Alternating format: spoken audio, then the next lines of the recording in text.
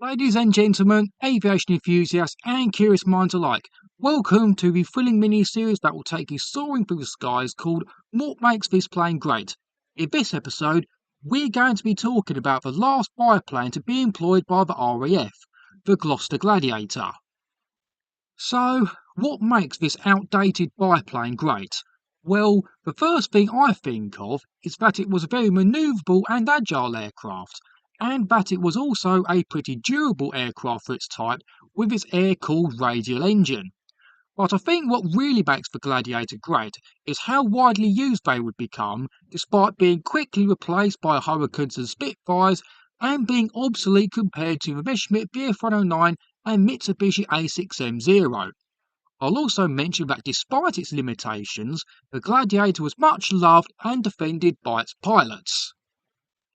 So, as well as being used by the RAF, they would be used by quite a few foreign air forces. The Chinese Nationalist Air Force used them against the Japanese in the late 1930s and early 1940s. So the Chinese used Gladiators before the start of World War II, and it was a Chinese-American pilot that became the first Gladiator ace. Air forces from both Finland and Sweden used Gladiators against Russian aircraft, and I think the last Gladiator kill was by a Finnish pilot against a Russian aircraft. And Gladiators from the Irish Air Corps were used to shoot down runaway British barrage balloons that had strayed over Irish airspace after they had broken from their moorings. I also have to mention that the Luftwaffe even used captured Latvian Air Force Gladiators as glider tugs.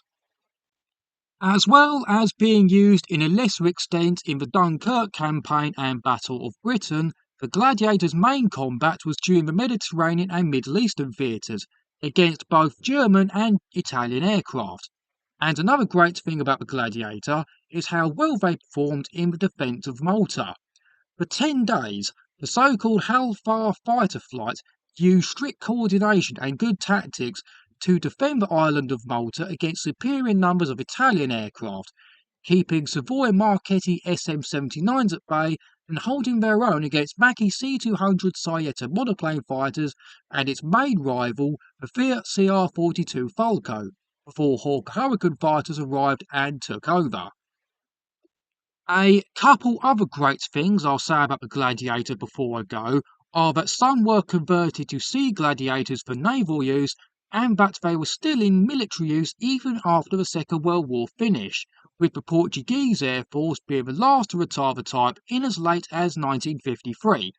And that's it for this thrilling journey through the skies. If you haven't already, make sure to subscribe to this channel and hit that notification bell so you can stay up to date with my aviation content, etc. Check out the 2 videos at the end, all my CD reviews, or even the playlist I've created. Cheers.